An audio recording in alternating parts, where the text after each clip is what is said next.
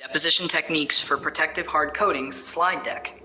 Each slide is explained as if being delivered in a live classroom or seminar setting by a knowledgeable instructor, e.g. Dr. A.S. Bhattacharya. Slide 1, PHC2 Deposition Techniques for Protective Hard Coatings. Welcome, everyone, to our second module in the Protective Hard Coating series. Today, we focus on deposition techniques and how they influence microstructure and performance. I'm Dr. A.S. Bhattacharya, and in this session, we'll explore how the choice of deposition method critically determines the final properties of coatings in demanding environments. Slide 2. Why deposition methods matter. The deposition method isn't just a means to apply material, it fundamentally shapes the microstructure.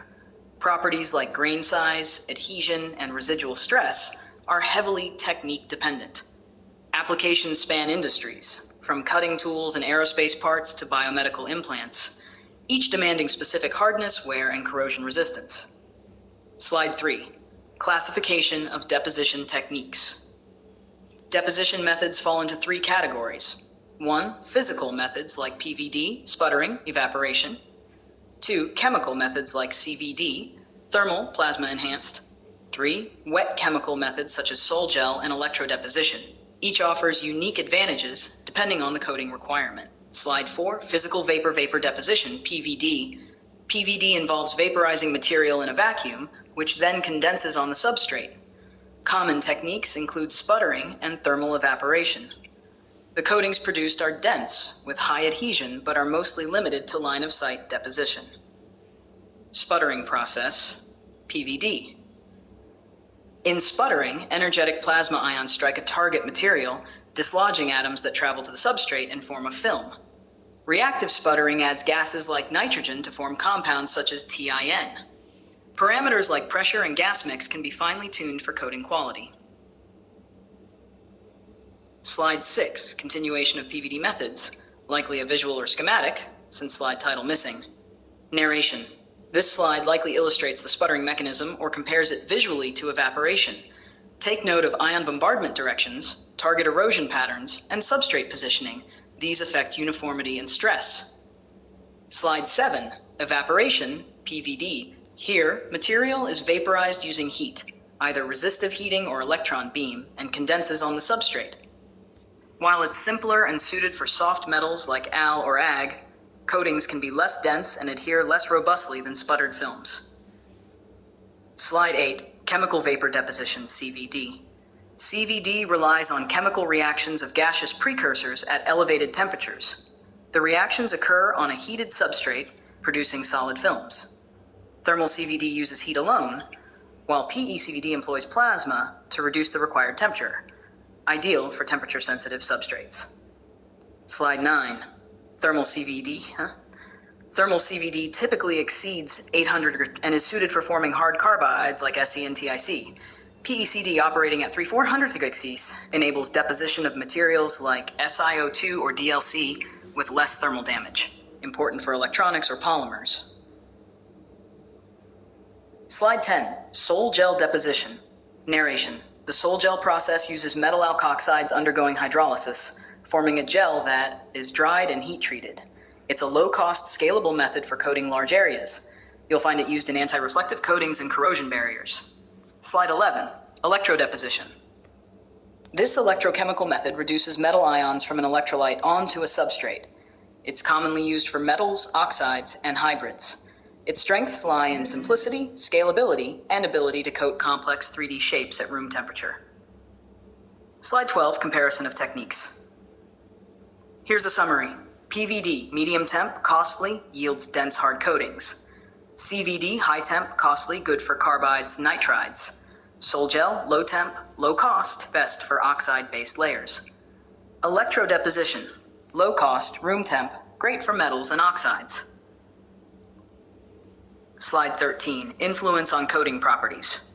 Narration, microstructure governs performance. Smaller grains generally mean harder coatings. This is the Hall-Petch effect. Porosity reduces wear resistance, poor adhesion leads to failure, and residual stress may cause cracks or delamination. Slide 14, internal stress and adhesion. Internal stresses arise from mismatches in thermal expansion or deposition dynamics. Poorly managed, they reduce adhesion and increase crack susceptibility.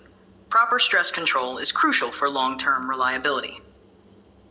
Slide 15, residual stress crack formation. Narration. This SEM image series from Hariprasad et al. 2022 shows crack patterns under indentation depending on deposition temperature. Higher stress results in more pronounced cracking, highlighting the need to tailor thermal conditions. Case study coatings via PVD. Narration. Tin coatings, widely used in machining tools, demonstrate columnar grains and excellent hardness. However, residual stress still limits cracking resistance. This showcases the balancing act between hardness and toughness. Slide 17, Case Study 2, SiO2 via Sol Gel. A Sol Gel-derived SiO2 coating for glass offers transparency and anti-reflection. The nanoporous structure is lightweight, and a mild thermal treatment significantly improves bonding and durability. Slide 18, Challenges in deposition. Despite progress, challenges remain. Achieving uniform coatings over large areas, ensuring adhesion to varied substrates, managing stress buildup, designing multi-layer or hybrid coatings to combine properties. Slide 19, Advanced deposition trends. Narration. The field is evolving.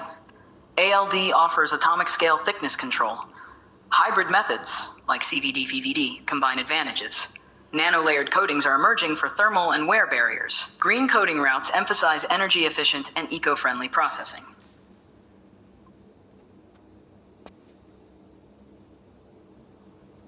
Narration. This slide likely presents a tabular or graphical comparison of all techniques, summarizing parameters like temperature, cost, coating types, and scalability.